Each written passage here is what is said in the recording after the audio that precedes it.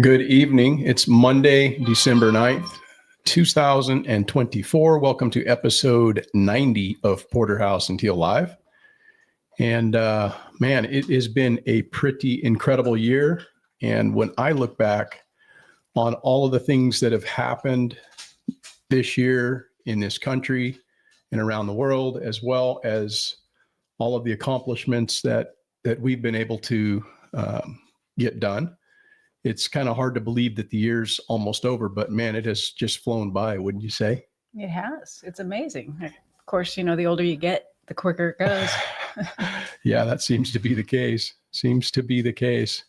But tonight we have somewhat of a menagerie of topics that I'm going to try to weave together, and could be somewhat controversial once we get to the main topic, but that's never stopped us here before from providing some controversial commentary and insight.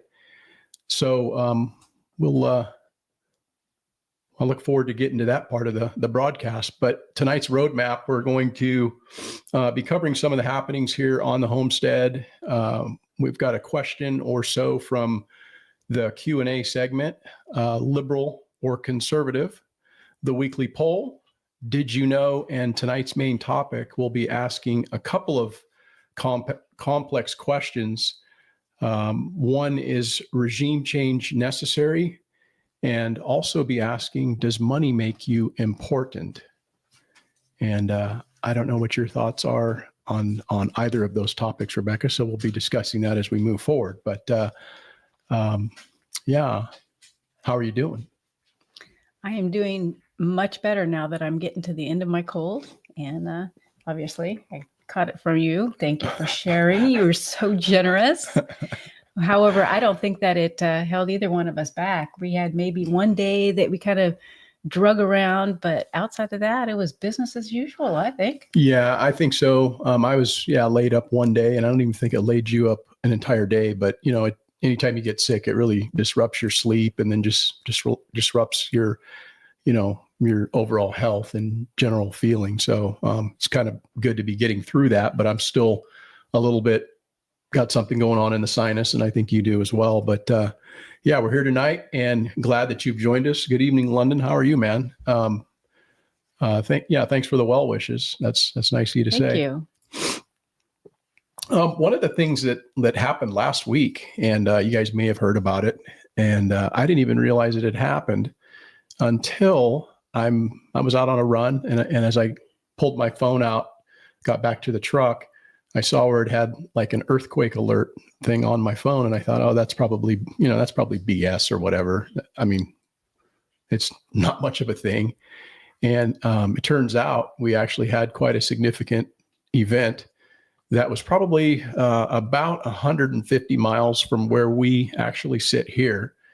And I didn't feel anything. Of course, I'm out moving around on, being active. Rebecca says she didn't feel it, but maybe our dog did, though. She was like pacing around and barking. And I thought maybe something was being delivered or something was happening. So she had an idea of something going on. Uh-huh. And you said something was running around on the roof or something? And then I thought you came home, and I know you get upset when there's like birds that want to peck at the house or whatnot. And it actually sounded like somebody had run across the roof. So I thought you got home, saw something up there, and just went from your truck straight to the roof, ran across, looked out the bathroom window, and water was just splashing out of the pool like crazy, blew off the little gutter covers. And then the deck was just drenched. Yeah, that was crazy. When I got home, it was still, there was water, outside on the pool deck. And I had seen a lot of other video from people here locally that had said the same thing. Their swimming pools were kind of evacuating themselves. They were having little mini tidal waves, but I didn't feel anything. Yeah, pretty interesting. That's what we get out here in California sometimes. And no harm, no foul. We didn't sustain any kind of damage or anything, but not that we know of. Yeah, not that we know of yet. Good evening, Dean Mullis. How are you doing? Hope things are well with you. Also, we're getting kind of excited, looking forward to our family dinner that we're going to be having. And maybe why don't you say a little something about that, Rebecca? if you would.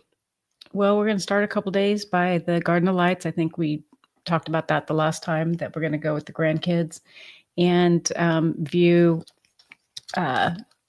It's an area here where they do, they light up everything, and it's gorgeous. It's fun.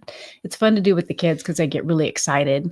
They give them like little glow sticks and just fun stuff. Right. And then in a couple days, they're all going to come to our house, and we are going to have our kind of late, basically Thanksgiving dinner because we were sick and we canceled dinner. Yeah.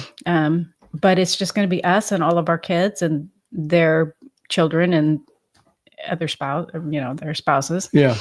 Which is really nice because we haven't done that in a long time. Yeah. Not in a long time. And we need another gathering like that so we can all get together. Cause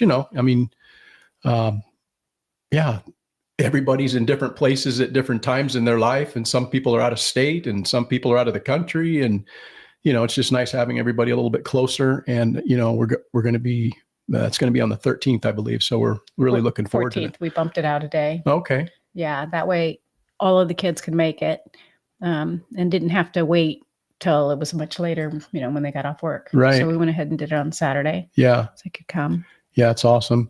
Beth Emily says, that she says, wow, scary. Hey, y'all. Hey, how you doing this evening? Earthquakes are, I guess, kind of scary if, they're happen where they're close to the epicenter or, you sustain a significant amount of damage. Or if you're sitting on a fault line. Well, yeah. I mean, you can be not even on a fault line. It just depends on how shallow or whatever it is and how it actually responds, from the standpoint of how it shakes the earth. But there's only been one time that I was like really was in a really good earthquake. And it was the 1989 Loma Prieta earthquake that happened during the World Series between the San Francisco Giants and the Oakland A's. And they were actually on the field getting ready to play when that thing hit. And I happened to just had gotten home. I had just sat down on the couch, cracked a beer, and all of a sudden the TV went out. I was going to watch the World Series and the TV went out, power went out. And I'm like, what the hell? And then boom. And then pictures started falling off the wall. And so I was like, hey, let's, get out of the house. And so we ran downstairs, and upon getting outside in the street, and there's other neighbors coming out into the street, what in the is going on? Mm-hmm. And literally the road was going like waves. It was rolling. Yeah. It was crazy. It was super spooky, man. I mean, the earth, the asphalt, you could just see waves and you could feel it. And it was like you were, on a boat in water or something. And it was the first time I'd ever really experienced that. And mind you, we were probably we had to be several hours driving from the earthquake. It was the Loma Prieta earthquake down there by Santa Cruz. And, of course, the Bay Area with the Bay Bridge collapsing and there was just a tremendous amount of damage and subsequent fires. But that's something that happens here occasionally. It's not, as frequent as it happens in Japan or something like that, or maybe even up in Alaska, they get a lot of earthquakes. But we're due, I think, for something like that to happen. We don't have any earthquake insurance. That's fine. Not like they need any more of our money or anything. No, but no. I mean, you can insurance yourself to death. We have insurance on enough things, some of which we've chosen to pay insurance for because it makes sense to us. And then other things, it's a law. You have to have insurance. And so, the insurance industry is kind of a scam in a sense. And the reason why I say that is because now that they've had to pay all these fire claims in California because of all the wildfires, they're actually packing up and saying, you know what, we're not going to insure people here in this state anymore. We're going to just pack up and leave because it isn't economically viable for us to have to actually go through that again. Mm-hmm. What they bank on is the fact that people insure themselves and then they get to take the money and do what they want with. And, you never really reap the benefits from it. So, I don't know. It's a scam, but anyhow, what's up, Bill Warner? Beth Emily says she's old enough to remember that. Yeah, safe in Georgia at that time. Yeah, I don't know, man. They occasionally get earthquakes in other states, so it isn't something that's just unique to this place. But we occasionally get them. Some places more so than others. There's a lot of areas are a little bit more seismically active. But I've only felt 2 since we've been here in 24 years, so not too common, but it does happen. We're getting down to the onions. You said to me today. We are. I actually did a count. There's 4 of them in there. So our onions have lasted a long time, Yeah. but I put onions in everything. So yeah, they've done really well. We've had a lot of spoilage though, and that's the thing I think we need to try to figure out better next year. Maybe we do something as far as freeze drying, and I don't really want to run them through the freeze dryer, but maybe I don't know. We'll figure something out so that we can utilize and have less spoilage, because we don't have cold storage, and if we had the ability to keep those at like 50 degrees.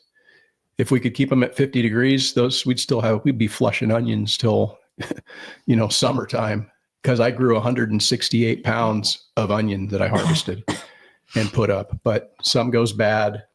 Obviously we've used a lot, but yeah, 4 onions left, huh? That's not too cool, but still good on garlic, right?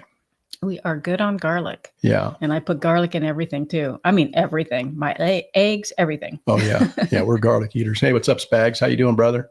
Good to see you tonight. The chicks we're on chick watch. We've got... I'm so excited. We've got 1 day to go. It tells you on the little counter on your... on the display, it tells you how many days left in the countdown. And so we're down to 1 day left, and looking to see if we get anything out of this. There should be some success. I would hope to say, there's 41 eggs in there. And if that rooster was doing his job, then, which I see him doing his job quite a bit I do too. I think it's pretty funny when he zeroes in on one, because he is relentless. Oh, yeah. There's no getting away from that. It's funny to watch. He just chases them down, and but let's see. Even the one that fights him. I mean, he might back down for a second, but he's like, no, don't turn your back. I'm going to get you. He does not back down. What do you got to say, Bill?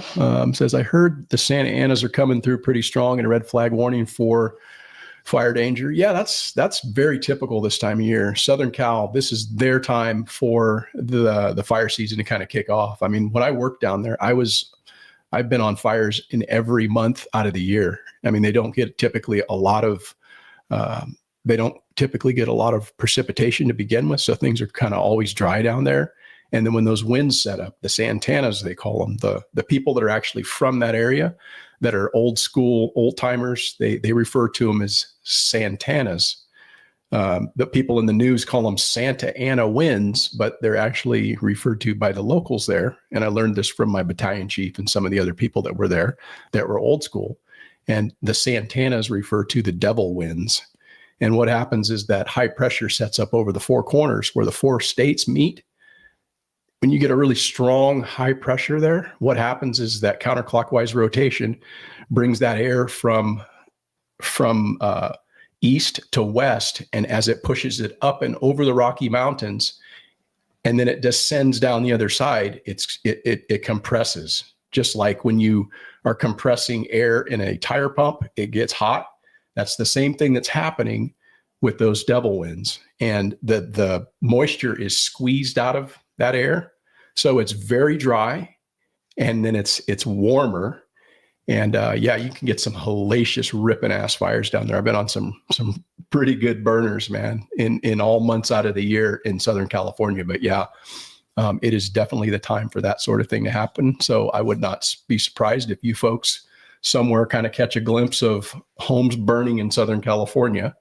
And then, of course, the news is going to make it like it's some kind of a big deal or an unusual occurrence, but it happens every year. So, yeah, right. That's what you get, man, when you plant your house in the woods and you put them places where fires have burned for thousands of years. You're gonna come up against that. So, yeah.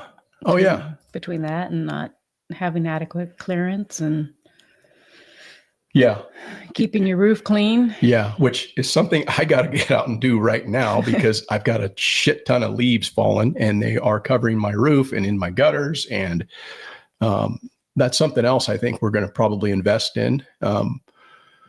Now that I'm speaking on that is some of those gutter guards. And I don't know if you guys out there have those installed on any of your houses, but I'm getting to the point where I don't need to be getting up on roofs and things and falling off because as you get older, man, you don't land as softly as you did when you were a youngster. And so I need to try to limit the amount of times I need to be getting up on a roof with a leaf blower, trying to clean up my gutters and doing something stupid. So I still have that flyer and it's good. Well, I think to the end of this month. Okay. Well, we got other things to buy, but I'll try not to fall off the roof in between now and the next time we get leaf guards or whatever. Speaking of this month, being December, Christmas time, when I personally would like to have a Christmas tree. I don't know. What do you guys think out there? Think Eric should take me shopping for a Christmas tree? Whatever you want, we'll go get you a Christmas tree. But yeah, you know what? When this computer goes down, that's not what you're gonna say. I'm gonna say no way. No. We can go get a Christmas tree. I'm just not a huge fan of it, but just because as I've already spoken to on this broadcast, but it's just you and I. So I don't know. We can do whatever you like. But when we get a Christmas tree, what do you do? I don't know. What do I do? You cut a fresh end off and you put it in the stand and you carry it in the house. I decorate it. Yeah. So I water it. Right. You wanted it. And even I take all of it off. And a lot of times. Well, let's go get a Christmas tree. And a lot of times I'm the person that hauls it out of the house. Let's go get a Christmas tree. And then I got to clean up the mess. See, she's badgering me. Yes. I want a Christmas tree. All right. Well, let's go get one. See, next time this week, we'll have a Christmas tree. Force him to take a picture. That's right. Hey, what's up, Hogs 14? How are you doing this evening, man? You finally got a notification. I guess they've been, that's weird how that happens sometimes. People will say, hey, I didn't get a notification. You put a video out. I didn't get a notification or whatever. And I think that's just one of those like YouTube anomalies or whatever. I don't know how that all works, but I do know that if like you haven't watched somebody's video for a while, they'll stop suggesting that content, even though you may be subscribed. So I don't know. But yeah, good to see you tonight and hope you are well. Bill says, I've actually recently learned that 1/4-inch hardware cloth works good for leaf guards. Yeah, I think that probably would work fantastic. You just have to figure out a way to like do secure it. So it's not all janky and, going to make a pain in your ass with, because it's still going to get stuff down in there, that 1/4-inch. The gutter guards are a lot smaller. So there's going to be less material that's going to go actually in there and accumulate.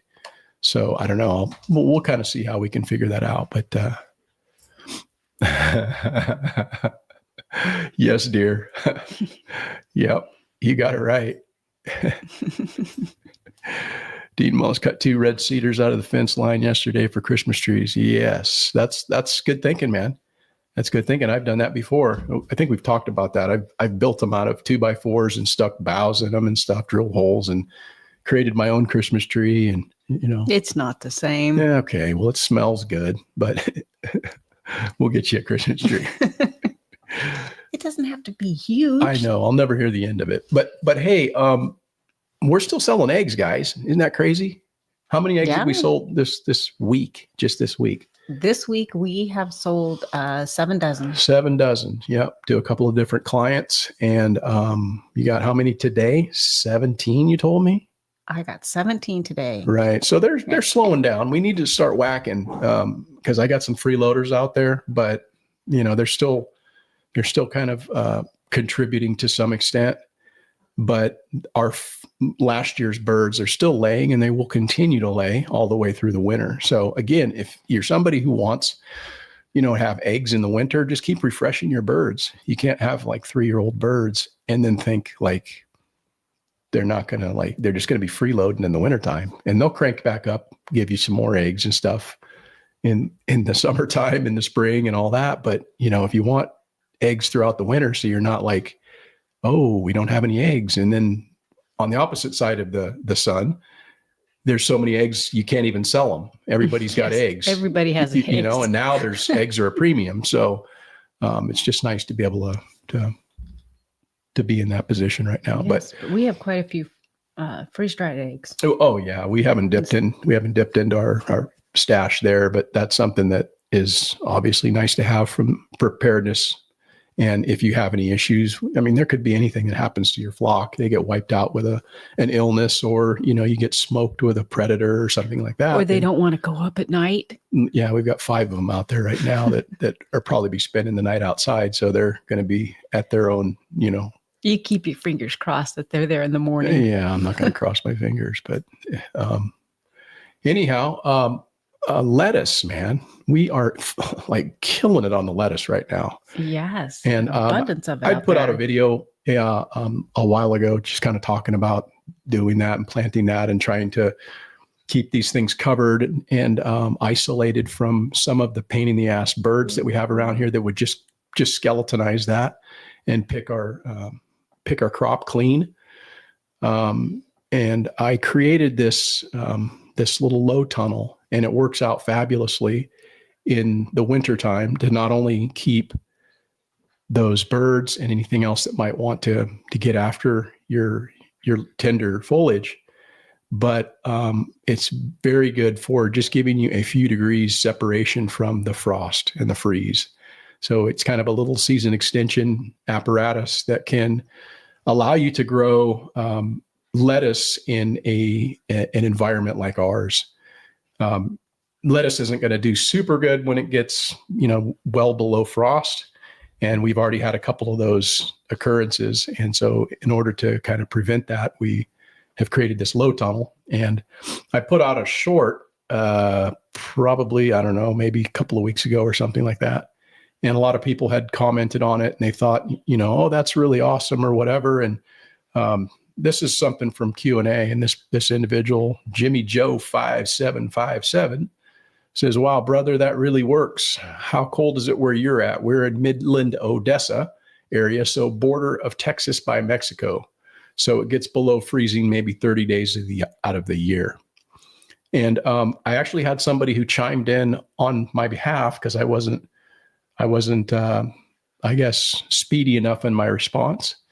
But this person kindly, chimed in and correctly said that Zone 9 is a USDA hardiness zone that's characterized by warm climates with average minimum winter temperatures of 20 degrees Fahrenheit to 30 degrees Fahrenheit.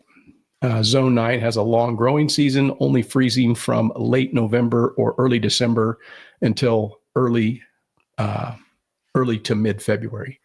And I would say that's all 100% correct, with the exception of we can get frost all the way through March and into April. So we can have freezing at that point in time as well. And that's typically when we actually see the majority of our frost is later in the year, at least here in this part of Zone 9. And so, we've got just a ton of lettuce out there right now. I just went out and picked some for dinner. Thank you, by the way. You bet. We got lettuce and arugula and, like 4 different types of green leafy lettuce and red leaf lettuce. And it'll be nice to actually get our family here so we can utilize some more of that lettuce because, like I say, it's coming on strong right now. But in my opinion, there's nothing that holds a candle as far as like greenery from lettuce that you've just picked. There's some crops that you grow that you're like, I can't really tell the difference between, if I grew this or I bought it in a store. This is when you can definitively taste the tenderness and the difference in the actual crop. And the other nice thing about growing your own food like that is, what's went into that soil. And, just because you have a tomato from the store and a tomato from another place that it was grown, those two tomatoes, even though they look the same, are not equivalent based on how they were grown. What was the nutrient value of the soil that plant grew in? And so that's one of the reasons why I grow and make as much compost as I do here, because I know where that compost came from and I know where it's going to end up, which is in building my soil so that I can grow things in it that I can have that not only taste good, but it's good for you. I like it because it's not sitting in a bag. You can go out and just pick it for dinner or lunch or whenever you're going to eat it. And so it's nice because it stays a lot fresher on the plant itself instead of sitting in your refrigerator in a bag. Right. Right. Yeah. It's fantastic. Bill Warner says, happy wife is a happy life. That's true. I'm always happy. You are always happy. Yeah. You got the temperament that I only wish I had. Yeah. I should say almost always. Yeah. What's that? London says he just got his first. Oh, you just got your first chick yesterday. I guess you were incubating too, right? So that's pretty cool. Okay. Dean Mull says picked up 25 12-week-old Isa Brown hens today. Let's see, 25 12-week. Perfect. $12 each, raised by the local school FFA.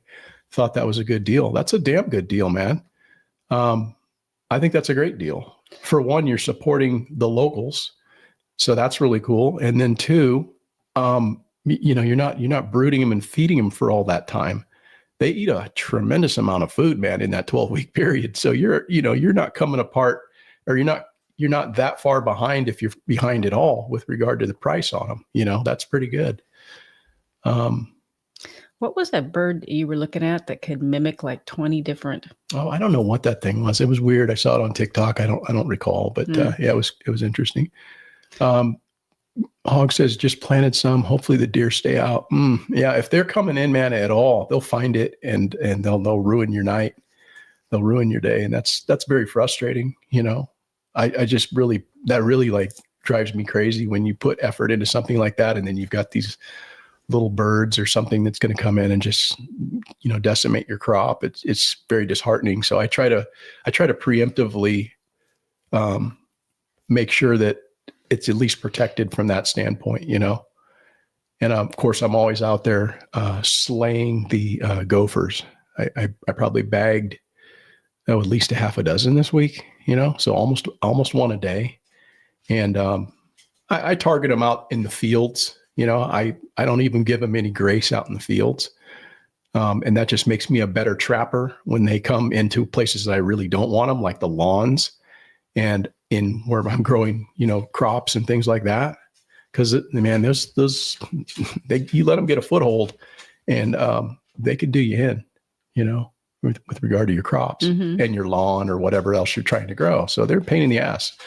And we have a cat that has definitely taken up residency here. It says, you guys have plenty of food for me. Yeah, that's something that I wish I had about, I don't know, a few more of those that would just kind of come out and do their hunting at night. And then we don't have to feed them. They can kind of just come and live on the land, as it were. But hey, what's up, Skanes girl? How are you this evening? Yeah. Oh, man. That's no joke there, Bill. Bill says that the most important part of growing your own food is how many exactly hands have touched your food. Oh, I'm a big one on that. Yeah. Yeah, that's super good, man. And it's organic if you're growing it in that fashion where you're not putting a bunch of shit on it, I don't use inorganic fertilizers. If I use any fertilizer at all, it's an organic product, or if it's something that I've concocted here. So I'm just a real big proponent of that. And yeah, it drives me crazy, man, getting something out of the store and everybody's, they've fondled it and then you have to come home and try to wash not only their hands, but the pesticides that have been put on it, if in fact you're not buying organic, which we try to do. Mm-hmm. Yeah. Yep. Voles we've got those here too, man. I'm telling you, they're a thing. They're terrible swimmers though. Yeah. They don't have that part nailed, do they? But yeah. So I've got a quote here for liberal or conservative. And why don't you tell me, Rebecca, if you think this person is a liberal or conservative? And it goes like this. If she's amazing, she won't be easy. If she's easy, she won't be amazing. If she's worth it, you won't give up. If you give up, you're not worthy. Truth is, everybody's going to hurt you. You just got to find the ones worth suffering for. Oh, I would say conservative. Huh. Yeah. That's a pretty solid quote though, man. I mean, when you like break that one down and you think about it, there's nothing there that isn't really that true, you know? And that it would actually be from a liberal. However, the interesting thing about pulling quotes up from either a liberal person or a conservative is depending on when they said it and at what point in time in history they said it, it could easily be viewed as something maybe more conservative, even though they were technically a liberal at the time. Exactly. Right. And so this person who said that went by the name of Robert Nesta Marley, otherwise known as Bob Marley, who was a Jamaican singer, songwriter, and guitarist, considered one of the pioneers of reggae. And Marley is also considered a global symbol of Jamaican music and culture and identity, and was controversial in his outspoken support for democratic social reforms. He died at 36 at the age of 36, and he had 11 children. Wow, I didn't know he had that many kids. Yeah, he was a busy man. He liked the reefer. Yes. He was a big advocate for the reefer mod. Yeah.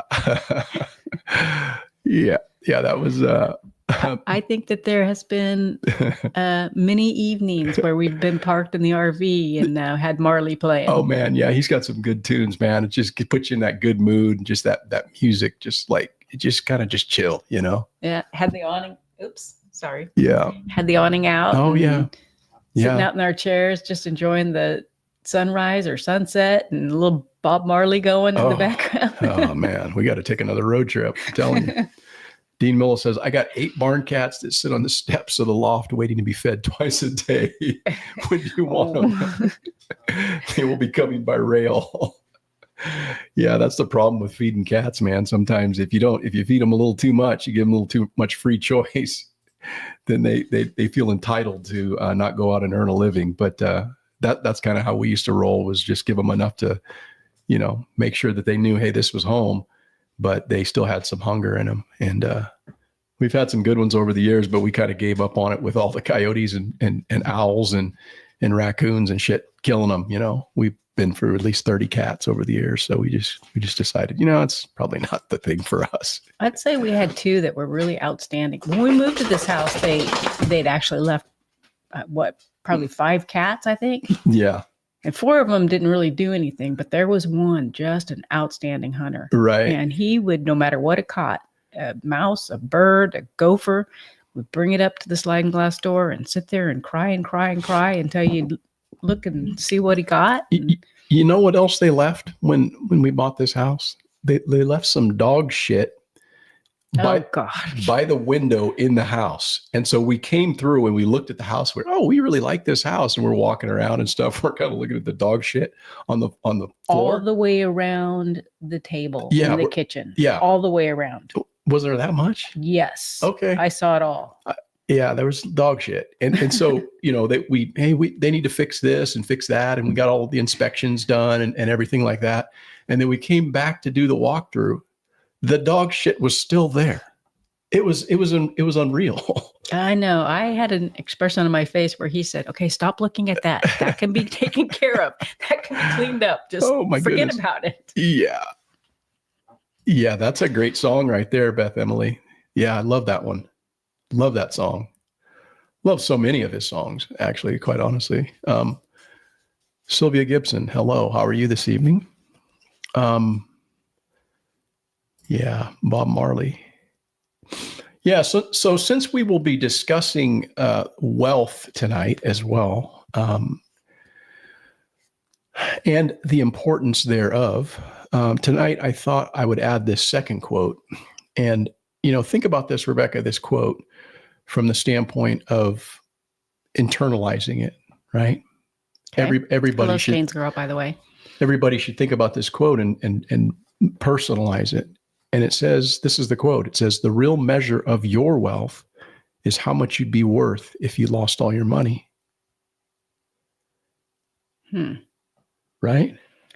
Well, I think your worth is you're worth what you are to yourself, First and foremost.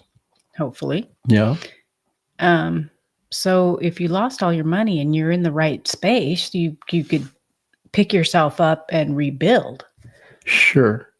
So I look at it like this, that, we tend to place a lot of emphasis on having wealth because of the things that wealth can provide for us or allow us the opportunity to do and have influence on within our own lives. Right. Mhm. So it's an important part of, the contribution that, of your labor. From your labor and from your time, you can acquire wealth. Right.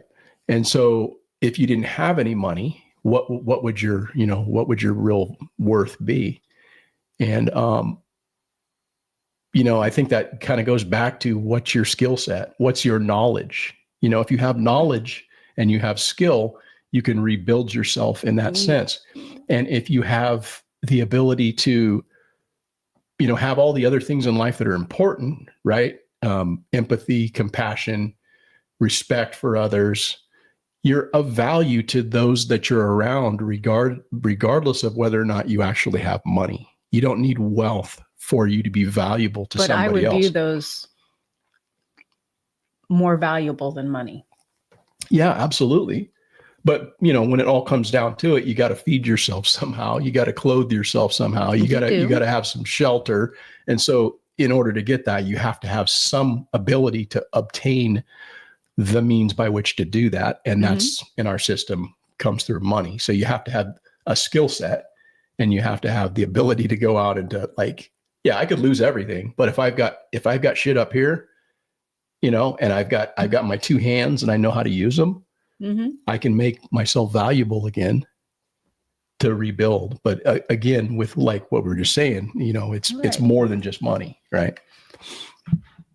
And providing you have the drive. I mean, it's a whole personality thing. I mean, you could lose everything, and you could look at yourself and say, "Oh, poor me." Yeah. And you could be that person sitting on the medium holding the sign with your hand out. Yeah. Yeah. Yeah. That's or you could, as I say to my kids and my grandkids, dust it off, pick yourself up, dust off. Let's go. Yeah. So let's get to the weekly poll. And this is, I guess I'm not surprised at this at all, because I have the sense that our government is not working either.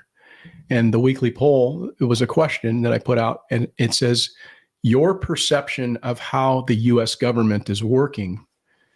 And 225 people cast their vote, and I gave 4 choices. They were no reform, some reform, major reform needed, and a complete overhaul. And it broke down as such. Only 2% of the people thought that no reform was needed. That right there in and of itself is interesting to me. Not that it was only 2%, but that there was 2%. I would like to know who the person is or people that think there's no reform needed and that everything's working perfectly, because most people don't feel that way. And either, I just don't, that's, I guess, surprising that there was even one person that said no reform was needed. Some reform needed came up with 5%. So a little bit more, thought, it's going pretty well, but some reform is needed. And then major reform was 27%. So about a quarter of the people thought, 1 in 4 thought that major reform was needed. And then 2/3, 66%, said complete overhaul. And so I guess that's not surprising either. But I guess what would be the complete overhaul that, people would expect or hope to see? I guess that's the question from there, right? Mm-hmm. Some people might say, well, eliminate the government. In fact, somebody I think commented and said, they don't want to see any government. And, I can respect that opinion and that sentiment. But, if that's the line that you're going to take, what's your solution on what you think would be a better option than what we have currently? And I think that would work in a society where you didn't have 350 plus million people all going in different directions. Of all different. Right. If everybody could figure out how to row the boat in the same direction, that rudderless society could actually work, because people are going to contribute. And it works very well in a small tribal arrangement where you have people who can't hide. In tribes, people have to pull their weight. And if you're somebody who's been exposed as, oh, you're not going out and hunting in the fucking day, but you think you're going to sit up here at night and eat? No, that's not how it's going down. And that works in a small tribal community. But man, we've got a lot of places for people to hide. And unfortunately, we've got a government now that thinks that they can just throw money at people for their vote. And they've been doing that for centuries, quite honestly. Well, I won't say centuries, but hundreds of years. Just almost since the inception of our system. So yeah, I think there's a definitely major reforms to a complete overhaul is necessary. I would tend to agree with that. What do you think? I would agree too. I think it would be close to impossible for a complete overhaul, Mm-hmm. but taking the good from the foundation that we have and working up from there. Yeah. Yeah, I think there needs to just be a restoration of what, our system and how it was designed. I mean, that's what I think is necessary. I think that there's more of a chance of that actually happening now with the current government that's getting ready to come into power. Which, by the way, let me just say this, that I think, I'm still holding my breath to see how this is all going to play out. I mean, Trump's moving forward very quickly with all of his picks, and he's essentially taking the reins from Joe Biden, and he's running the country in a direction and influencing the geopolitical scene in a way that you would expect Donald Trump to do. And he's doing that. And he's showing up in places that Biden technically shouldn't be, or technically should be. And doesn't show up, but Trump is there. But that's my point. I don't think that he should be. Here's the reason why I say that is because you don't think Biden should be there? No, I don't think that Trump should be getting in a fucking plane and going over to Italy and shaking hands with all these leaders and stuff, because all he's doing is he's exposing himself unnecessarily at this point. He's not even in the office yet.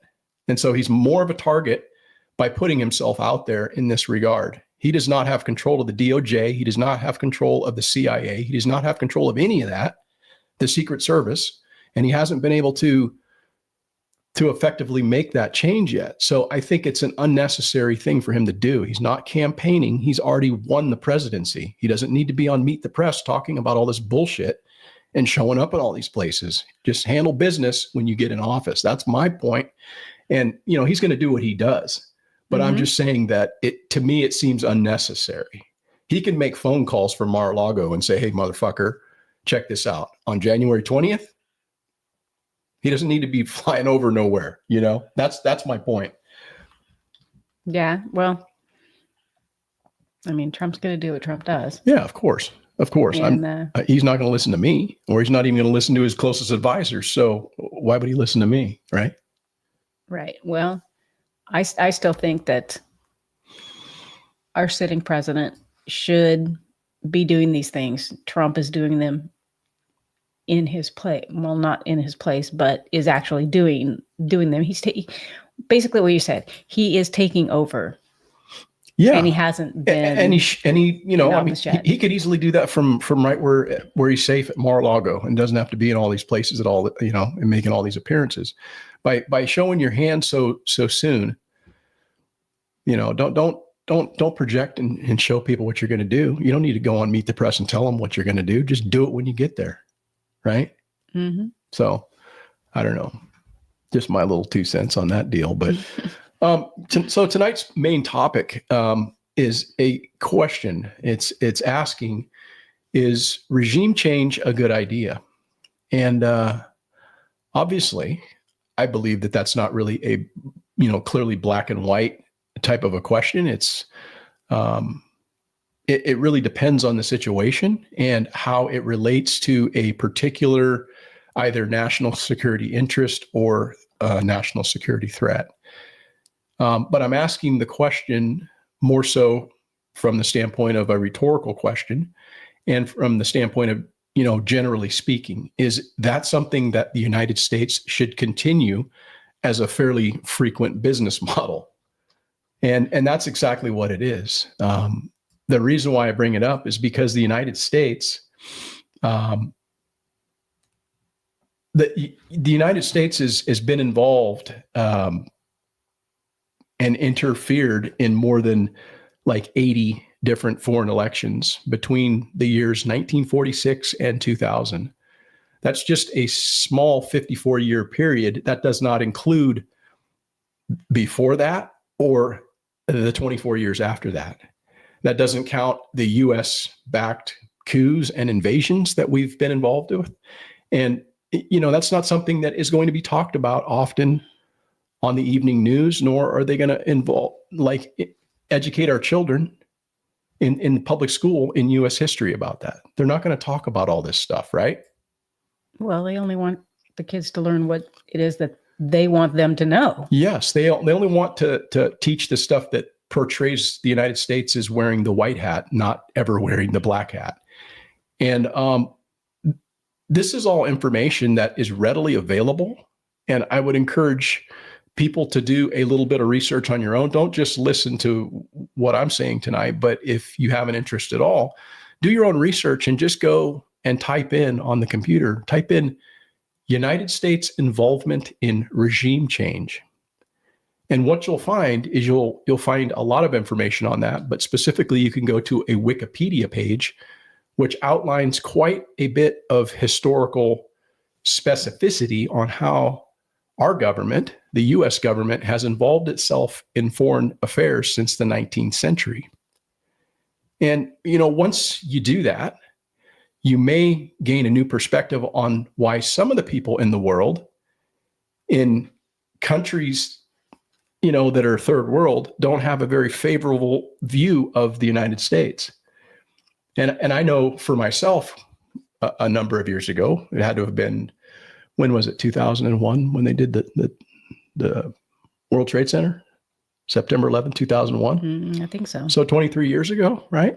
So when that happened, there were people cheering in the Muslim world out in the fucking streets when the buildings came down.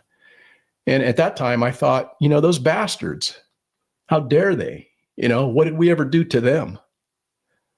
But that's not having the knowledge at that time that I have now, and understanding that we're always poking our fucking nose into other people's business. And if the shoe were on the other foot, you'd have to ask yourself, would that be okay? And so take a listen to this. A military base in one of our countries. Well, okay, you have to accept a military base of ours in your country. If you want to police security in Africa or the Middle East or Asia, okay, let's make it reciprocal.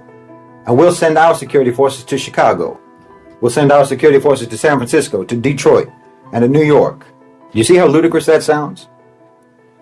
When someone suggests doing to you what you do to everyone else every day, our troops over there occupy New Mexico and restore order for you. How does that sound? Does that sound reasonable? I mean, let's make these security agreements reciprocal. Because let's face it, your society is far more unstable than any of ours. It's more violent, it's more dangerous, it's more explosive and more implosive than any of our countries. I mean, the only reason our countries are even dangerous at all is because you're in them. So either you let us come over there if you're going to come over here, or else we just decide to leave each other alone. Mm-hmm. So that's one man's opinion. I don't know. What's your thoughts on that, Rebecca? Well, I agree with him. I think that we should keep our noses out of everybody else's business. We have plenty of things to worry about in our own country that need to be taken care of before going and meddling in other people's business. Yeah, I guess I'm thrilled to know that Donald Trump is more or less a non-interventionist, and not to say he won't deal with issues as those issues come up and that are actually significant and important. But he's not going to just be somebody who's out trying to topple regimes and to make, our footprint over the world a little bit more broad in a sense. I don't know if people are aware of this. It's actually interesting to me because when I started putting this broadcast together and I pulled this up, because I have an interest in kind of going down the rabbit hole on certain things, and I was looking at those regime change operations, and I had no idea what was happening in Syria was going to happen. This was already put together last week, probably by Wednesday. I started pulling this information up, and I wanted to do a did you know on this, but just listen to this did you know and see if it sounds very familiar to something that just happened and is very topical in the news today. So, did you know that there was a fairly recent regime change operation over in the Muslim world called Timber Sycamore? It was a classified weapons supply and training program run by the United States Central Intelligence Agency and supported by the United Kingdom and some Arab intelligence services, including Saudi intelligence. The aim of the program was to remove Syrian President Bashar al-Assad from power. This was to be done by training thousands of Syrian rebels and arming them with thousands of tons of weaponry worth billions of US dollars. This was secretly authorized by President Barack Hussein Obama. I actually added the Hussein part in there just because, that's his middle name. That is his middle name. Right. It was authorized secretly by Hussein Obama in 2013. It became public knowledge in 2016, and the program ended in 2017 under President Donald Trump. And Syria had not fallen at the time that I built this and I pulled this up. So it's very ironic to me. A couple of days after I dug this up from Wikipedia, you can pull it up yourself, look up Timber Sycamore.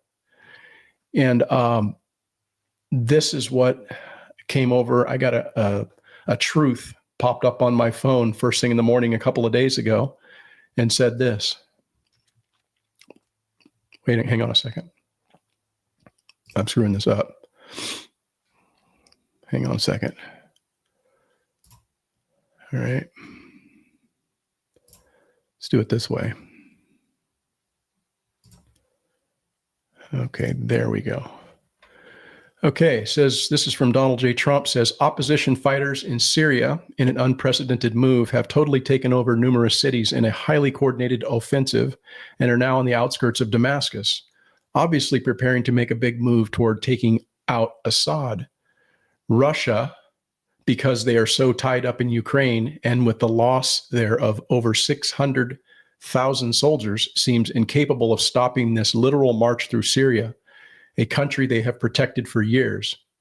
This is where former President Obama refused to honor his commitment of protecting the red line in the sand, and all hell broke out with Russia stepping in.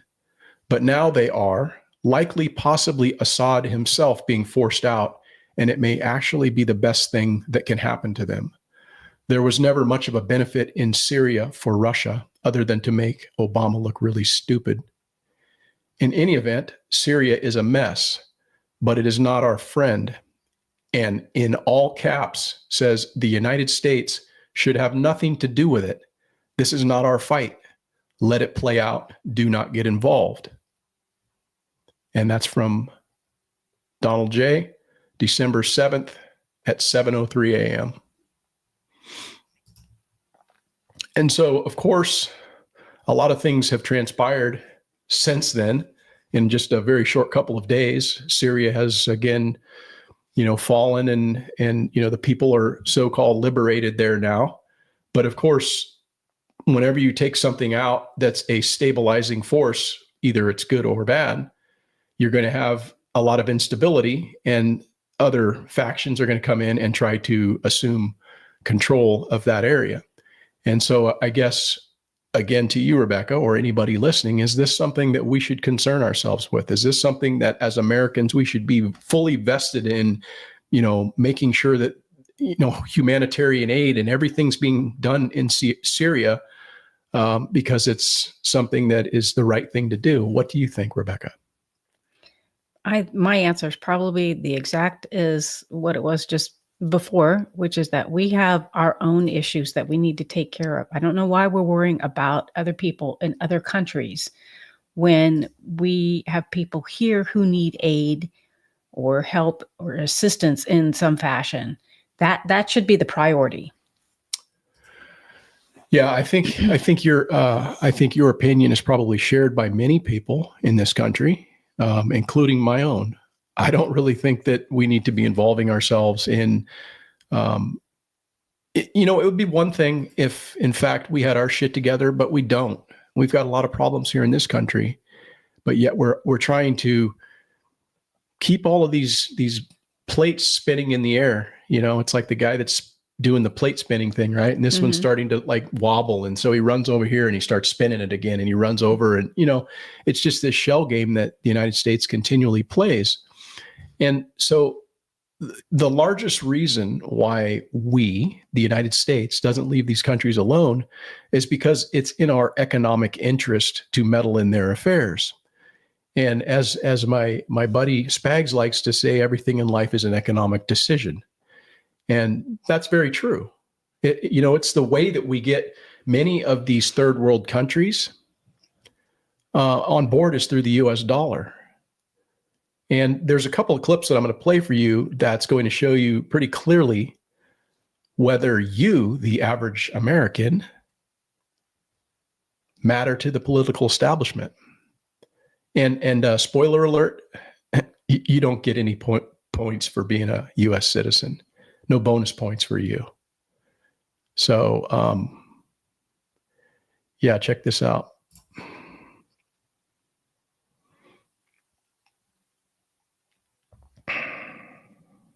I don't know what happened here. Hold on a second.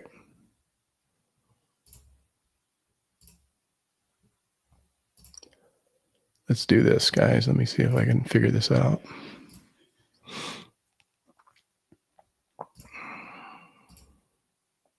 The challenge is that it is now winter, and it just makes building here that much more difficult. Our plan right now is to begin working on getting the tiny home built. It's going to be tight, but we're going to make it work. Hardship and suffering continuing in North Carolina, and President Biden has just announced $1 billion for disaster relief in Africa. Some American families are still sleeping in tents in the freezing cold more than 2 months after Helene devastated the area.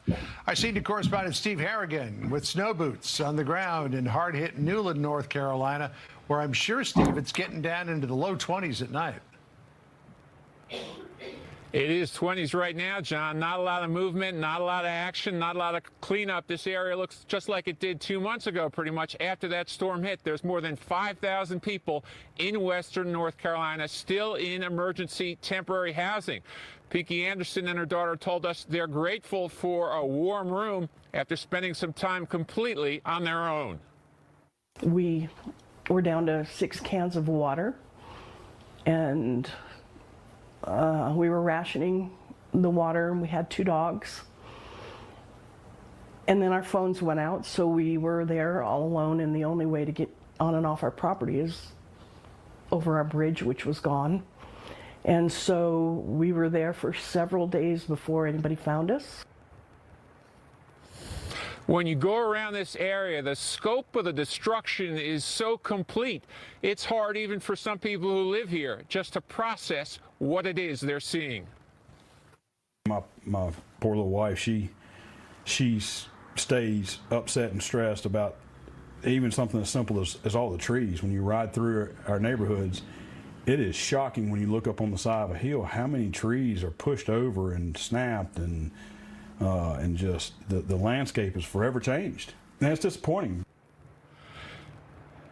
These people are tough. They don't complain, but when you talk to them, you realize the frustration here is building. John, back to you. Well, you know. Yeah. So, yeah, that's still going on, guys. It's 2 months later, and a lot of people have moved on in the news. There's new stories every day, but these people are still trying to put their lives back together.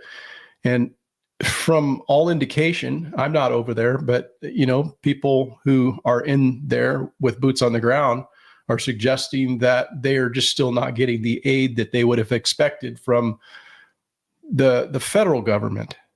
The locals are stepping up, and that's really the way it should be. But there should be more of a concern, I believe, from the federal government, because that's the overarching umbrella that keeps our nation together, is the federal aspect of it. It's not, we're just not all 50 individual states doing our own things and a bunch of different towns. It needs to start there, but the federal government is what makes and binds us together as the United States of America.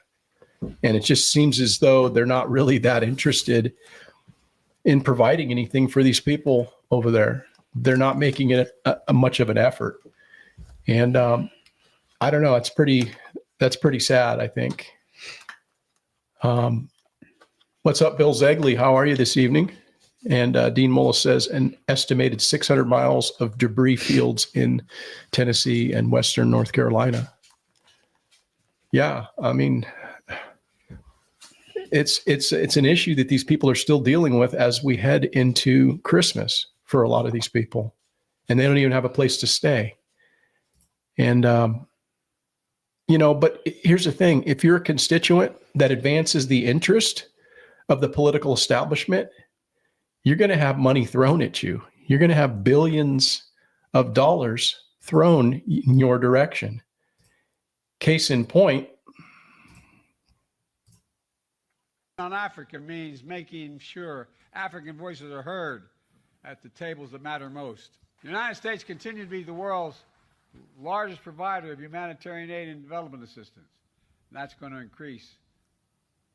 That's the right thing for the wealthiest nation in the world to do. And today, I'm announcing over $1 billion in new humanitarian support for Africans displaced from homes by historic droughts and food insecurity. We know African leaders and citizens are seeking more than just aid. You seek investment. So the United States is expanding our relationship all across Africa, from assistance to aid, to investment to trade, moving from patrons to partners. So, there's on one hand, the federal government, they're doing that for the people over in Africa and over in Angola, because it's the right thing to do, as Joe Biden says. But what else is the right thing to do? Is to take care of the people that are actually citizens of your own nation. If he was a real leader, if he was a man of principle and not just a political puppet scumbag that's up there reading some bullshit that's been prepared for him in an angry tone, people might have more respect for the man, but he's not acting very presidential. And it's pretty sad to think that we're giving billions of dollars to these countries that, they're just not our friends. They could care less about us. No, of course not.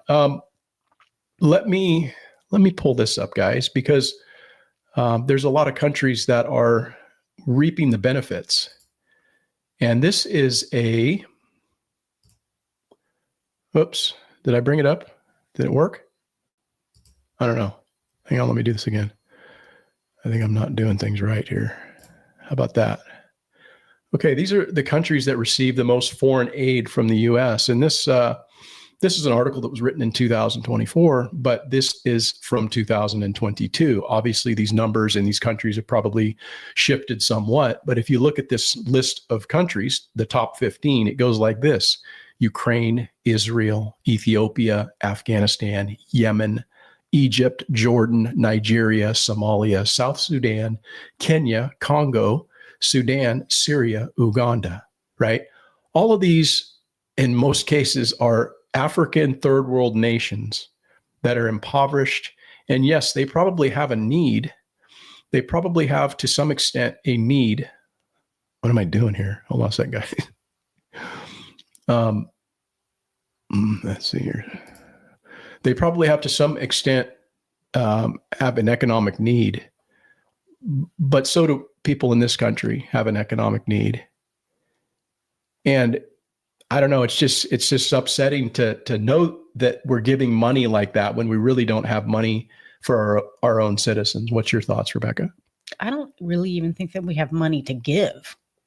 I know you've talked about that they've slated for these to go to different, but it should go to our citizens first before you reach out to somebody else. Yeah. And our people aren't getting it. So I think it stinks. Yeah, I think it's probably hard for the average citizen to understand why our government's funneling so many resources to countries which in many cases are not our allies. But it really boils down to something that's been in play for a long time. And if you do a little bit of research, you can learn things like this particular agency. This is what's called USAID right here. And this has been around for 63 years. It started in 1961 under President John Fitzgerald Kennedy. And it has about 10,000 employees, and it's funded to the tune of about $50 billion. And what this is USAID stands for the United States Agency for International Development. And it's an independent agency of the United States government that is primarily responsible for administering civilian, foreign aid, and development assistance with a budget of over $50 billion. And USAID is one of the largest official aid agencies in the world and accounts for more than half of all of U.S. foreign assistance, which is the highest in the world in absolute dollar terms. And so when you scroll down here and you look at the purpose of this, there's a lot of different little bullet points here which cover a kind of a broad array of things that they can throw money at, one of which is disaster relief. Well, hell, that would work pretty well in North Carolina, wouldn't it? Mm-hmm. Right? But, this money's already been slated to go elsewhere. Poverty relief. We've got problems like that in this country.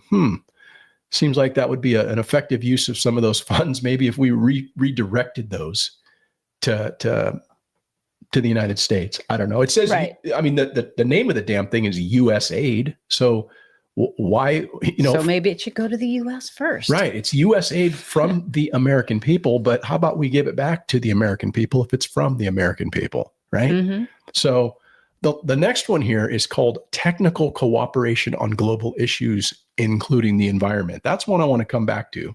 The next is U.S. bilateral interests and socioeconomic development. So as you can see, there's a lot of different things that this particular agency has the ability to throw money at. But that middle one, that technical cooperation on global issues, hang on a sec.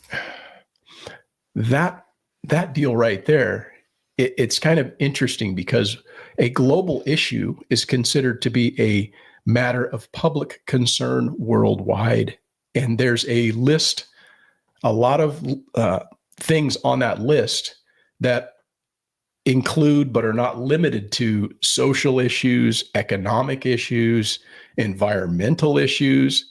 And those global issues that have been identified and outlined, they have been done so by the United Nations and the World Economic Forum.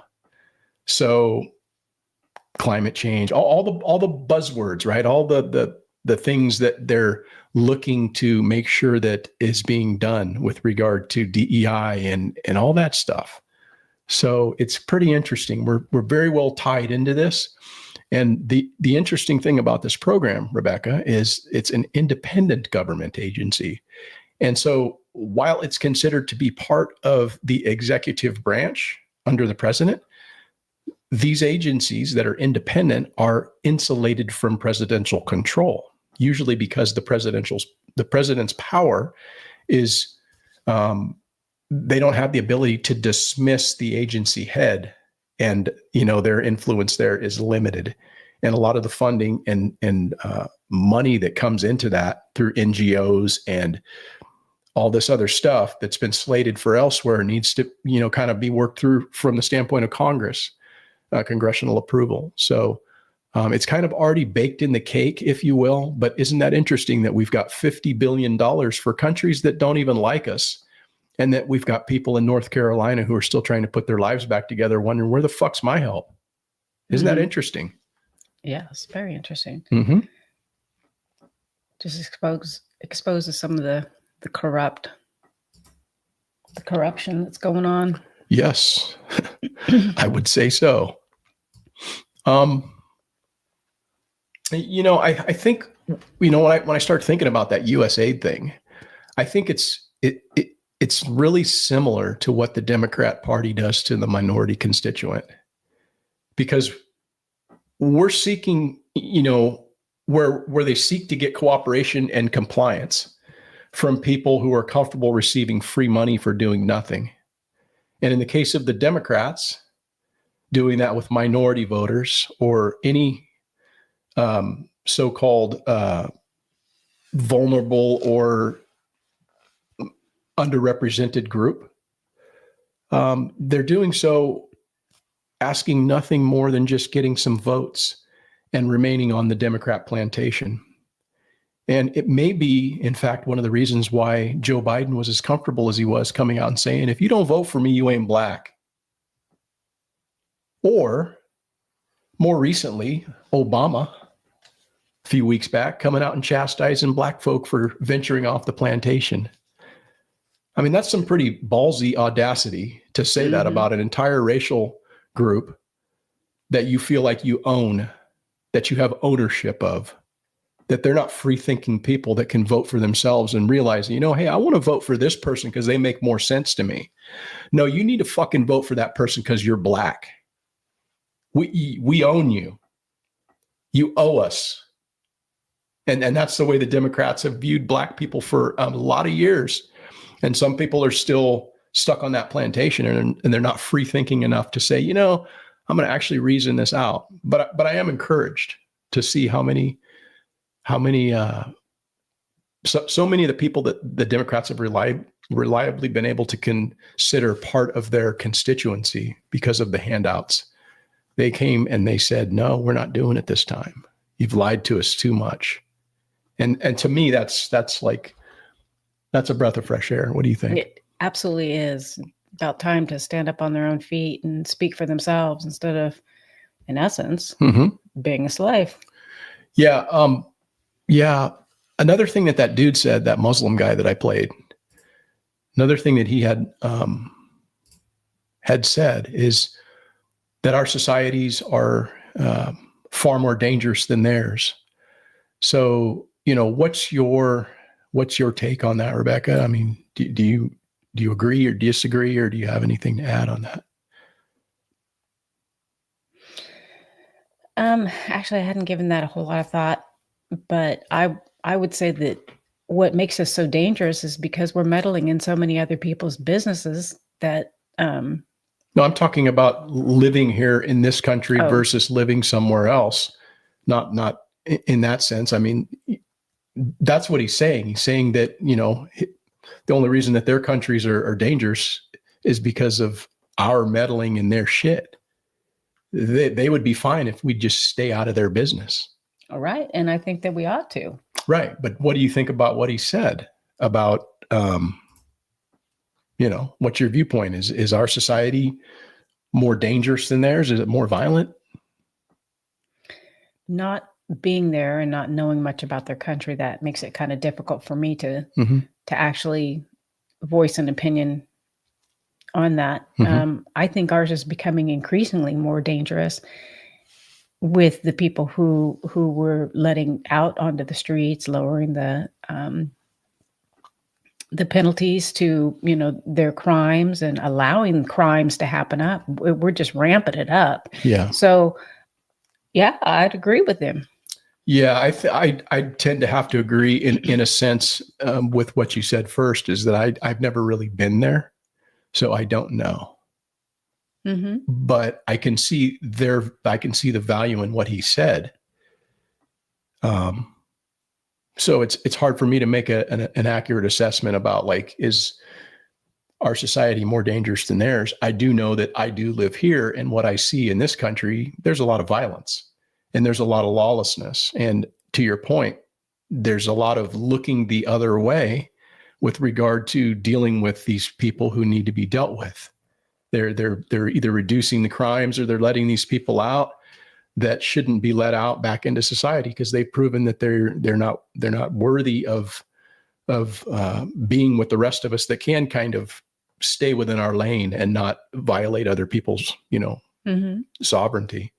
And so, yeah, I don't know, but I will say this: I looked it up, and it says that homicide in the Muslim world, that's what I looked up, and it said the average homicide rate among the 19 most populous Muslim countries was 2.1 per 100,000, less than a fifth of the average homicide rate among the 19 most populous Christian countries, which was 11 per 100,000.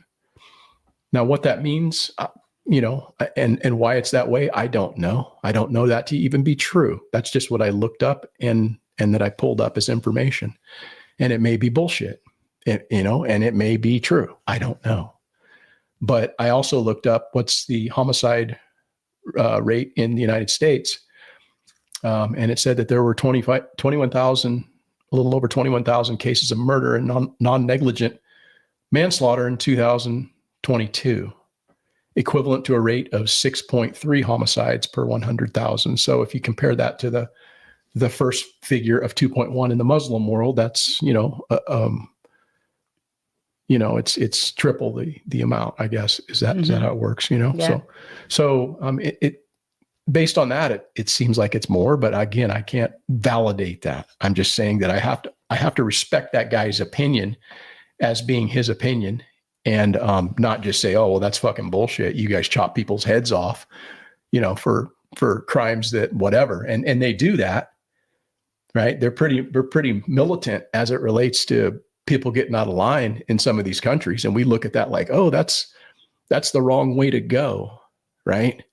But you also have to look at, like, I guess they don't have repeat offenders. They sure don't. And that's the thing that, like, I'm not saying I want to live in North Korea, but there ain't even a fucking cigarette butt on the street. For one, they don't get to smoke cigarettes. And two, if you did, your ass would be gone. And I mean, the place is spick and span. And I'm not saying it's a model for the rest of the world to live in that type of a society, but there needs to be, in some ways, a happy medium between what we have here in this society, where every fucking thing goes, and, oh, you can't say this about that because you might offend somebody, and they can just do what they want to do, violating other people who are trying to, like I say, stay in the lanes. Mm-hmm. And then you've got the other extreme. So I don't know. It's kind of on a little tear there, but it's what you do. London says he doesn't like hearing Potato Joe Salad's voice. Well, hopefully we won't have to hear him for much longer, in one way or the other. And I don't mean to sound macabre on that, but the dude is getting up there. And I think he's going to probably disappear when he, is out of office. I think you're going to not see him speaking a bunch because he's pretty, spent. And, the interesting thing is you hadn't really heard Obama for about 4 years, right? You know why? Because he was running shit and everything was running smooth.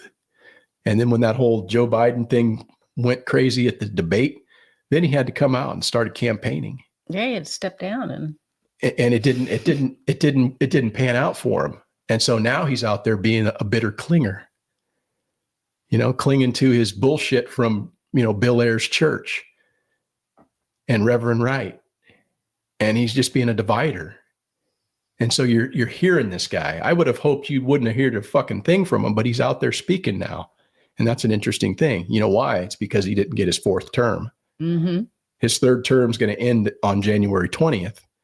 And he's a little pissed off about it. But he's been real quiet, if you've noticed, for that last 4 years, because he was running shit. He's back there pulling strings, man. So, anywho. Oh, man. Let's see here. Yeah. Dean says that is going to be a huge and profitable money laundering operation. Plenty of other countries around the world to help the downtrodden, help our citizens first, and then offer aid to others. Exactly. 100%, London. 100%. I'm somebody who thinks that is a fantastic thing to do if you're in a position to help, right? If you're in a position to help others, and that's what you want to do with your money and your capital, come out of your pocket and donate to somebody that makes you feel like it's going to do the right thing for them.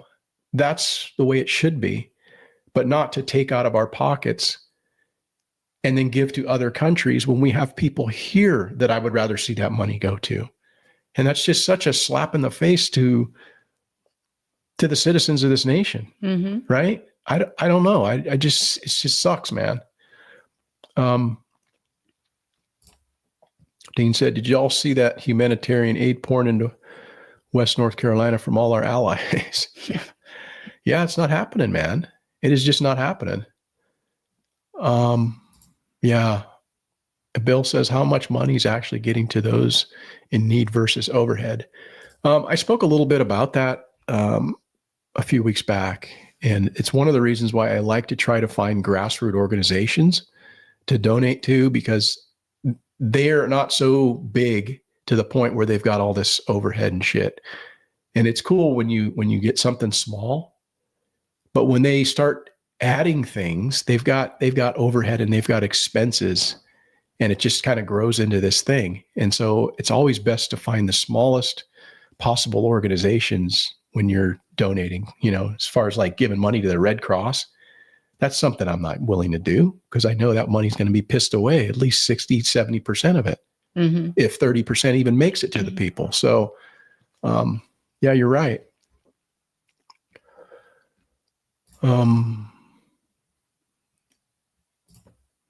Hey, what's up, Braden? How you doing, brother? Good to see you, man. Corn Pop. Yes. I had almost forgot about that, man. I was thinking about that when he was up speaking. Corn Pop is a bad dude.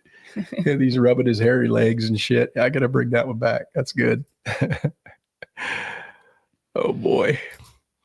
Yeah, so money makes the world go round. And, one thing I find pretty interesting is when people are wealthy or they're famous, somehow there is more importance placed on their life than those with less wealth. And so the obvious question, Rebecca, is, does money make you important? It shouldn't, but it does. Example, Mm-hmm. When there was the fire in Santa Rosa that took your folks' house, whose house was saved? Yeah. Lassiter's house was. Right. Wasn't touched. Yeah. Yeah. I don't know if it's, well, John Lassiter, if you don't know, he bought a piece of property right across from my parents, right across from the creek. And John Lassiter's the guy that owns Pixar Studios, made Toy Story and all that shit, right? So he's a pretty wealthy guy. And he bought this place we used to run cows on. He bought it from Mr. Todd. And when Mr. Todd died, he bought this nice piece of property. And then he built this fucking mansion over there, man. And it's got like a train track that runs around the thing. And, and of course he's got the money to do some stuff that the county's like, oh, sure, you can do that. We'll rush that right through. Mm-hmm. And so, yeah, money's, it's a valuable thing to have. But I don't know. I just think it's interesting. I don't think that it should make you more important than somebody else, but it seemingly does elevate you to a particular status in society. And the driver of what motivates a vast majority of people for good or bad is money, right? Mm-hmm. It's a part of your life force. And so you have it and you're able to do things with it. And you can either do good or bad. And, here's a real obvious example of the disparity that exists between those that are wealthy and the connected and the average person like you or I, because none of you or I would get this amount of this airplay.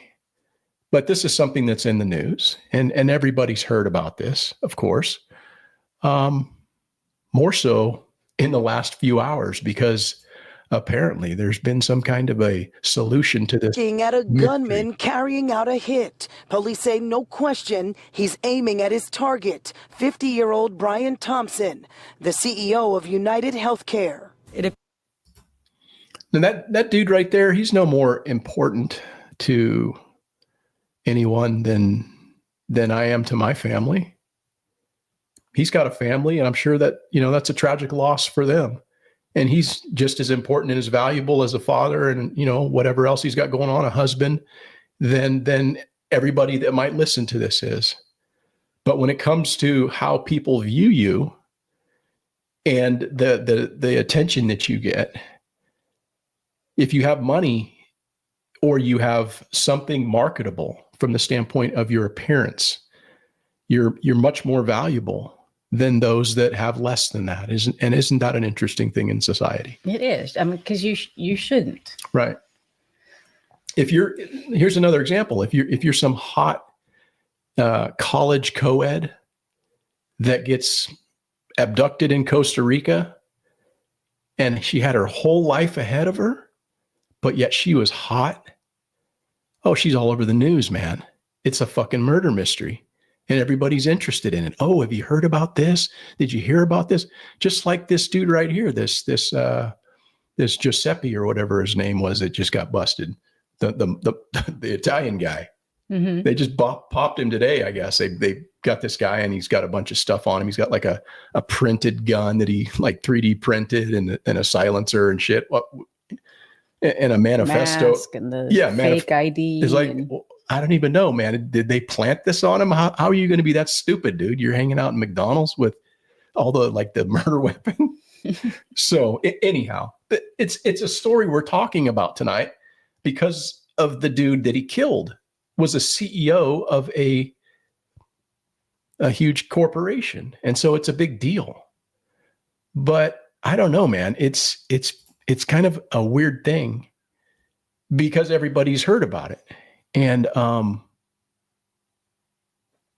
nobody would know anything about this other than if it was your family member, if it was you or I, mm-hmm. or maybe somebody in your town.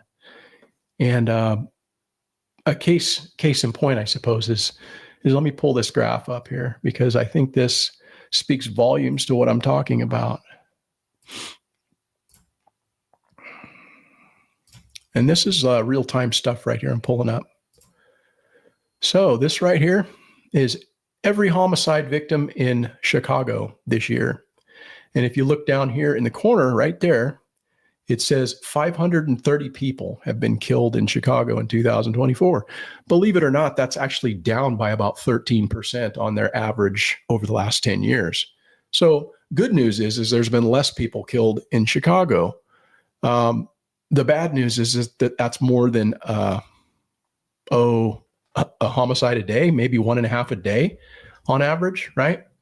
And, you can zoom in on this map, right? You can zoom in on it. And if I were to click on that, or if I were to click on this dude, Israel Maldonado, his little dot would pop up over here and it would show what part of the city he was smoked in. But this is something that's updated every day, but yet nobody listening to this knows anything about any of these people. You will never hear anything about them other than right here today. That's the last you'll hear about him. But this guy right here just died yesterday. Israel Maldonado, 14 years old, and died December 8th, 2024 after being shot around such and such. There was a bunch of unknowns right here, shot the day before, and you can just go down the list of people that have been killed. 80% of them, 85% are males, and 70%, 71% are black males. And there's about a quarter of them, about 25%, 25% are Mexican. And then there's about 3% white and 3%, it is what it is, the ethnicity of it. So that's not the important point. The important point is that these are real human lives that people are dying every day and nobody knows shit about it. You're not going to hear anything about it. And this is just one city. And they're extremely important to their family. Of course, these are human beings, man. Mm-hmm. So it's an incredible statistic and thing to actually to witness and to look at. But that happens in city after city in this nation. And it's not really a big deal, but it's a big deal if you've got money or you're marketable in some way, right? Where the news can talk about you. Oh, there's this thing and this college student or this young whatever. I mean, there's kids every day. That was a 14-year-old kid that got whacked. There's plenty of them on there that have gotten killed. Plenty of young girls that have gotten killed on that list, but you'll never hear about it. So it's just kind of an interesting thing, huh? Yes. Yeah. Let's see. I actually heard him talking about Jean-Benet Ramsey. Yeah, they keep trying to drag her up. I heard about that the other day too, and whatever. And she's only mentioned because she was some pretty little girl, and little beauty pageant winner or something. But there's a lot of pretty little girls that they'll never go home, and you never hear about them. So it's just right. It's just a weird thing. B, if they change their name to Ukraine, they'd get aid. Yeah, global covenant. Let's see here. Call sign. Global Covenant of Mayors, Hexa 2 6G running on Lucent Technologies and Inferno operating systems. I don't know what the hell that means, man. I don't know what that means. Healthcare CEO had some interesting ties to Nancy Pelosi. I did hear some things about that. We'll see. You know what? I guess most finances, right? Some finance. Yeah, because she's a big stock trader, and he was like under investigation for, some kind of an insider trading thing or whatever. And so, I mean, it could just be all bullshit. But what I'm actually more interested in than anything is that when the new administration comes in, to see some of the shit that's going to get uncovered, because I think they're going to do some damage to some of these people, some of these corrupt people in government and in Hollywood and in entertainment. And that's what I'm really interested in. That's my hope too, because that's going to help to restore some of the mistrust that people have in our institutions. I used to think that, oh man, our law enforcement agencies at that highest level, the FBI and the whatever, that shit is corrupt, man. That is totally corrupted. And that's just my own ignorance for believing in those institutions until proven otherwise. But they've proven that, and they've done that to themselves. They've been exposed. And so I hope it gets further exposed when Trump gets in there and is willing to, in his last term, just turn some shit up. Mm-hmm. He ought to. Yeah. Sylvia says John Benet's parents had money. Uh-huh. Hawk Tua. Why are we even talking about Hawk Tua, man? Hawk Tua girl says one statement and now she's making millions. I know. Isn't that great? Isn't America fantastic? Or you could go and you can say one stupid ass thing and she's like, she's a thing. And thing about it is she's not even that damn good looking, man. She's all right, but there's like way better looking chicks, man. And so she's some like thing now, and she's got her own podcast. She's doing, I don't know. It's stupid. America. That's right. Yeah. Yeah. So I guess, again, I brought that up, just to demonstrate how the federal government views people who are not important to them. And, the hurricane victims in North Carolina, they're still struggling, right? Put their lives back together. And they're just as insignificant as the people in Chicago who've been murdered, in essence. They're nobody. They don't matter. And they're not going to talk about, the violence in Chicago. That's been going on for decades. Mhm. And Obama was from Chicago. He never talked about that. He never tried to do anything about the problems that they have in the city because it doesn't affect them. It's not on Martha's Vineyard or in some of the places where these rich people live. And so it's easy for them to turn a blind eye to it and just, it's not my problem. But, again, these are real humans. So it is kind of nice to know that we have leadership on the way and people are willing to speak on the behalf of, these people in North Carolina that are still going through it. And I wanted to highlight that because I do feel strongly about that. And it's good to not forget what's going on over there and to do what we can to, assist them in whatever little way we can. And hopefully it doesn't take 45 days for this to happen. But as I mentioned earlier, Tom and Ted have explicitly asked the Biden administration to grant the FEMA waiver that would allow mobile homes to come back to this area that would actually give people some short and maybe some medium-term housing. I mean, Tom and Ted are welcome to talk about that if they want to say more. I hope it doesn't take 45 days, but if, God forbid, it takes 45 days, that's something that is going to change immediately under President Trump's leadership. Think about it. The argument here is that you can't allow people to put mobile homes in a floodplain in an area that has the risk of flood damage. Well, that's pretty much this entire area, an area of the state of Massachusetts. If you don't grant a waiver, you're effectively telling people they've got to move hundreds of miles away and do it 2 weeks before Christmas. It's ridiculous, it's atrocious, and we need a government that responds quickly to the needs of its citizens. Yeah. Well, there's old JD keeping it real, man, down there where he's going to be most effective and doing the work of the vice president before he's even vice president. And I still haven't seen what Kamala's been doing, right? She's kind of disappeared. Old drunk ass Kamala, who has made a disgrace of herself. It's because she fell out of the coconut tree. Yeah. So I don't know, man. It's cool to see that, help is on the way. And, I think it's great to do what we can, like I said, to support these people. I actually just purchased something yesterday from North Carolina. I was purchasing some running gear that I was looking for. And there's a company called Mountain Running Gear, and they have stores in Boone, North Carolina, Asheville, North Carolina, and Black Mountain.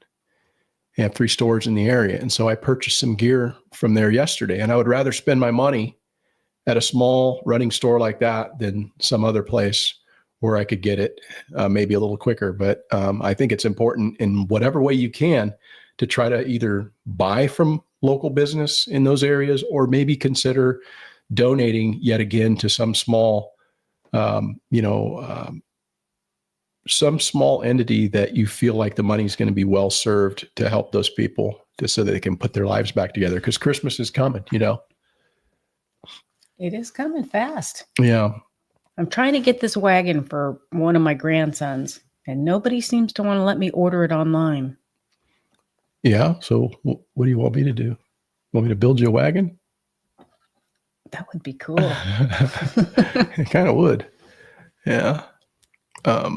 It would attach to his little tractor, which he absolutely loves, because he sees Pop over here hop on his ATV, and he has to put on his John Deere hat and get on his tractor and go flying after as fast as he can. Mm-hmm.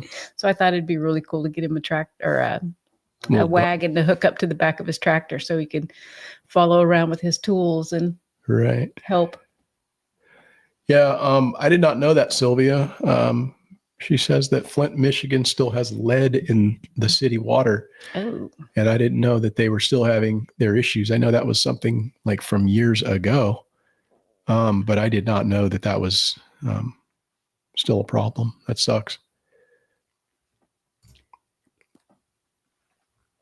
Dean Mullis says it is mind-boggling the lack of federal and state assistance still in Western North Carolina. It's mostly local churches and Samaritan's Purse. Yeah. I think it has to come from the local people. I think it has to come from people who are willing to in some ways, contribute, because, if somebody's in need, what are you going to do? Are you going to help them? or are you going to just not worry about it? I mean, these are our citizens, right? And these are people that could use help from people that are in a position to. So again, I think it's cool to reach out in some way. Yeah, the government would love to get North Carolina out of that area. It's rich in minerals. Yeah, there may be some truth in that, I guess. I don't know. I think that if that was an area where there was a lot more of their people, constituents, then they would be doing everything that they could possibly do. Let's just take for a moment to consider if that was an area that was very rich and there were several of those mega donors that lived in that area. What do you think would happen? Do you think they'd still be in that position? That goes back to what I was saying earlier, like about how money really does matter. If you have the money, you're going to get the permits. You're going to get the expedited bullshit through the red tape. You're going to get people, their eyes are going to be on you. And they're going to be wanting to help because you know why? They're going to say that, oh, there's something in it for me. So therefore, they're going to want to extend themselves and make themselves upfront. So, oh, look what I've done for you. Now they're going to want something in return. And that's just kind of how it works, you know? Yeah. Other cities have led the water. Yeah, that's why it's a good idea not to be in the city. And go out someplace where you don't have to be in the city. I know that's not everybody's reality. Some people live in the city by choice and, you know, whatever, but it's a good thing to be on your own water source, man. You know, so you're not dealing with these fucking assholes. That's the most important thing you got is your water. And you're opening a tap and you're hoping that this water and sewer plant operator guy is keeping his levels right. And there's nobody who's putting like some bullshit in there. Yes. Right. Yeah. I like my well too, Sylvia. Yeah. So I think we'll kind of get to wrapping it up here, guys. I did have a, did you know? And I just want to say, you know, thanks for everybody kind of joining us tonight. We got some split pea soup that Rebecca's making. I'm kind of stoked on that because it's cold weather, man. We've been running the wood in the stove like almost like every day, even though the sun's coming out, just because it's like, it gets up to about 60 degrees, which everybody else probably laughing like 60 degrees. For them, that's probably a warm, sunny day. Oh, well, it's not bad outside, but it gets down to the 40s at night. And then, you know, if the sun doesn't come out, it just stays cold in the house. I don't like my house being 50 degrees. So, you know, we've been burning the stove a little bit and eating a little bit more of that comfort food, if you will. So tonight we're going to have some split pea soup and big old fat salad from the garden. But wanted to hit you guys with this. Did you know? London Pickery split pea soup's my language. Yeah, I love that, man. I love that. I have to say, with the split pea soup, the one thing I do miss is having the cornbread. Yeah, I know. We should probably figure out like how to, I say we, like I'm going to do something, but she's going to laugh at me, but we should probably figure out how to make some cornbread from scratch. Without sugar in it? Yeah. It'd probably be good. Oh, yeah. Cornbread's nice. It's got a little sweet taste to it. We could put honey in it. Raw honey. Could. Yeah. Yeah. Bill Warner says the government has been trying to root folks out of those mountains for over a century, and they're still trying to scratch out a living. Huh. Yeah, that's not all together too surprising. There's actually, man, it's a pretty interesting little documentary, and the dude he's Channel 5 News, and he did it on the Indians that are at the bottom of the Grand Canyon, and they are indigenous to that area and living in a kind of a little protected area that the government finally capitulated and said, oh, you can have this piece of land, this how many ever acres. But they're trying to mine the minerals and shit off of their land. And there's this like battle back and forth between the indigenous tribe and the federal government, but it has to do with minerals. And so I know that that's a real thing in, not only this country in places, but it's probably going to continue to be that because again, it's about, you know, having that power. And if you matter, then they're going to want something from you and may wind up taking it through eminent domain. Heaven forbid. Yeah, Anderson split pea, and I've eaten there before. It's good. It's good home cooking type of it's not a chain, but it's like, I think they have 2 restaurants or something like that, maybe 1 or 2, but I've never been. yeah, it's off of I-5 down there by Coalinga. Yeah. Or north of Coalinga by Patterson. But anyhow, let me hit you with this. Did you know? And then we'll close it out for this evening. Let's see here. And see if you knew this, Rebecca. Did you know this? Some of these you probably knew. Phrases that we still use today and where they originated from. Ever heard someone ask, has the cat got your tongue? Well, during the 1700s, the British Navy had a punishment where a whip would be used. This whip was called cat o' nine tails. So when a sailor was up to no good and was punished using this whip, it often left the sailor too stunned to speak. From this, the famous phrase, cat got your tongue, become widely used amongst the sailors.